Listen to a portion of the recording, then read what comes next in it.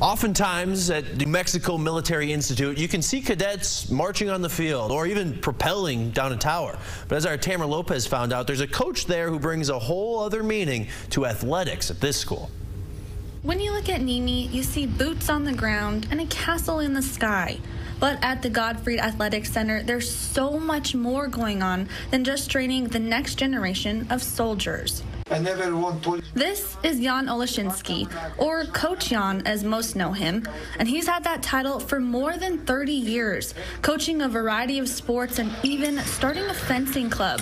He's also a world-class pentathlete who's competed in the Olympics. I shoot good, I fence good. The modern pentathlon has its roots in skills required for 19th century soldiers: running, swimming, horseback riding, fencing, and shooting.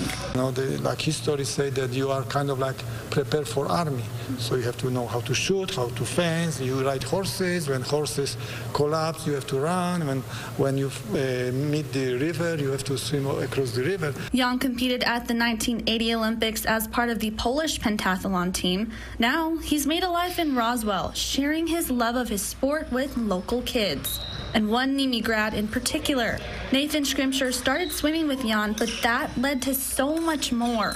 Told us to try this pentathlon thing that he was having that summer, and one thing led to another, and sport after sport, and 15 years later, I was at the Olympic Games competing with Jan, still training me to that major competition, and it started here in Roswell here at NMMI.